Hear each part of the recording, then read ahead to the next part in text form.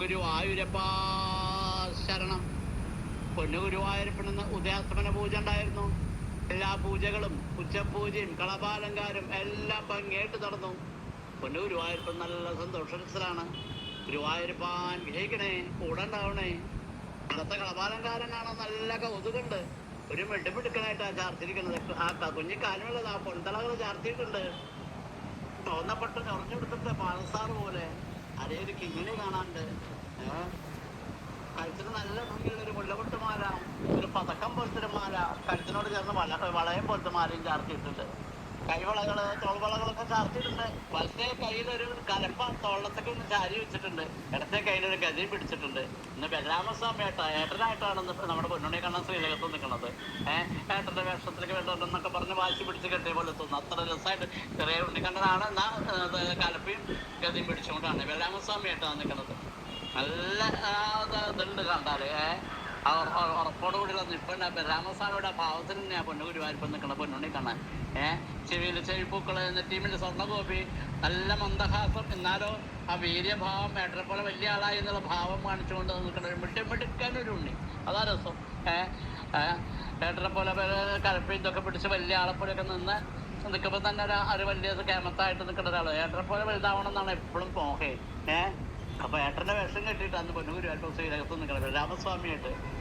ഗതിയും കലപ്പയും പിടിച്ചിട്ട് പൊന്നുകിരീടം ചാർത്തിയിട്ടുണ്ട്. പൊന്നുകിരീടത്തിന് മുകളിൽ 2 തിരുമുടിമാലകള്. വെളുത്ത പൂവ് എന്റെ മുകളില് പൊട്ട് വരെ തെച്ചിപ്പൂ വെച്ചത് നല്ല ഭംഗിയുള്ള തിരുമുടിമാല. അതിന്റെ മുകളില് തുളസിയും തെച്ചിയായിട്ടൊരു തിരുമുടിമാല. അങ്ങനെ 2 തിരുമുടിമാലകൾ ചാർത്തിയിട്ടുണ്ട്. അതുപോലെ കഴുത്തിൽ നല്ല ഭംഗിയുള്ള 2 ഉണ്ടമാലകൾ ചാർത്തിയിട്ടുണ്ട്. ഒന്നെങ്ങനെ വെച്ചാൽ തെച്ചി തുളസി ഇടകലം നല്ല ഭംഗിയായിട്ട് ഒന്ന്. മറ്റേതെങ്ങനെ വെച്ചാൽ വെളുത്ത അന്ത്യാർവട്ടപ്പൂവിന്റെ മുകളിൽ തെച്ചിപ്പൂവിന്റെ പൊട്ട് പോലെ വെച്ചിട്ട് അങ്ങനെ താഴ്ത്തു വരെ തൃപ്പാദത്തിലേക്ക് എത്തുമ്പോഴേക്കും തുളസിപ്പൂവായിട്ട് അങ്ങനെ 2 ഭംഗികൾ തടിച്ചൂറിന്റെ ഉണ്ടമാലകള്, 2 തിരുമുടിമാലകള്.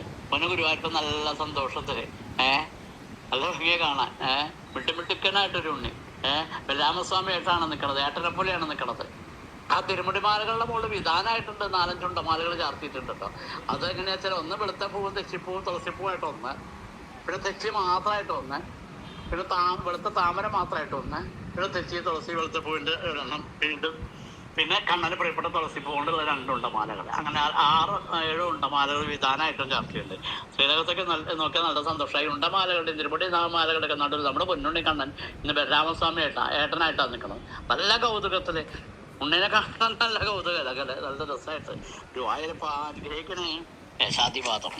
കുണ്ടലിപ്പൻ പാമ്പു കേറി വരും സ്ഥലം കാണിക്കും പീലിയാം മാണിക്യവും ഹാലമാം വ്യോമത്തിൽ മാലേയം കൊണ്ടുള്ള മാലേന്ദു രമ്യമാം ഗോപിപ്പൊട്ടും തോരാത്ത കാരുണ്യു തോരണം കെട്ടിച്ച ചില്ലിവില്ലും ശ്രീലമാനന പൊന്മണിക്കിണ്ണത്തിൽ താലം കൊളുത്തുന്ന പുഞ്ചിരിയും കല്യാണപ്പൊട്ടു തൊട്ടിടുവാൻ ലക്ഷ്മിക്കു കണ്ണാടി കാട്ടുന്ന പൂങ്കവീളും.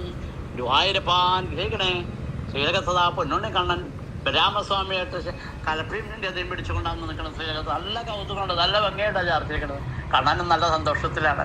ആ രാമസ്വാമിയുടെ രൂപത്തിൽ നിൽക്കണം. പൊന്നുണ്ണി കണ്ണന്റെ തൃപ്പാദത്തിൽ അങ്ങോട്ട് വീണ് നമസ്കരിക്കുക. 2 തൃപ്പാദം മുറുകെ പിടിക്കുക.